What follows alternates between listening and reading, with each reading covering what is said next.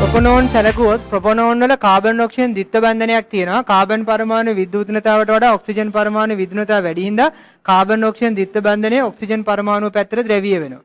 ඒක කාබන් පරමාණු ධනාරූපී ස්වභාවයක් ගන්න, ඔක්සිජන් පරමාණු ඍණාරූපී ස්වභාවයක් ගන්න. ඒතකොට සමස්තයක් විදිහට සැලකුවොත් මේ අණුව මේ දිශාවට ද්‍රවීය වෙනවා.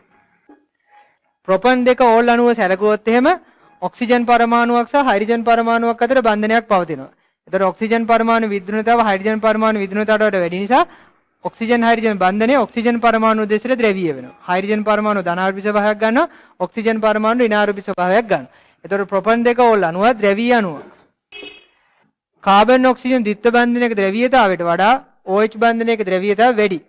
ඒ නිසා ප්‍රොපනෝන් අණුවේ ද්‍රවීයතාවට වඩා ප්‍රොපන් දෙක ඕල් අණුවේ ද්‍රවීයතාව වැඩි.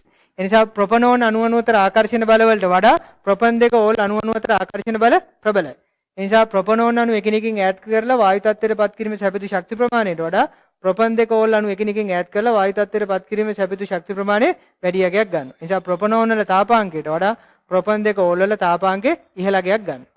ප්‍රොපනෝන්හි තාපාංකය ප්‍රොපන් දෙක ඕල්හි තාපාංකයට වඩා ඉහළය. පළවෙනි ප්‍රකාශය අසත්‍යයි කියලා නිගමනය කරන්න පුළුවන්. දෙවෙනි ප්‍රකාශය ප්‍රොපන් දෙක ඕල්හි කාබන් ඔක්සිජන් ඒක බන්ධනයට වඩා ප්‍රොපනෝන්හි කාබන් ඔක්සිජන් ද්විත්ව බන්ධනයේ ද්‍රවීය වේ.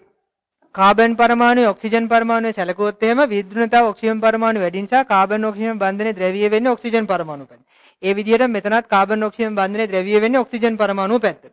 තනි බන්ධනයක් ද්‍රවීය වෙන්නේ තනි බන්ධනයක් ද්‍රවීය වෙනකොට ඒක සිග්මා බන්ධනයක්. ඒතකොට සිග්මා බන්ධනයේ අණුක කාක්ෂිකයේ ඉලෙක්ට්‍රෝන ඝනත්වයේ වැඩිම ප්‍රදේශයේ පිහිටන්නේ පරමාණු දෙකේ න්‍යෂ්ටි මැද.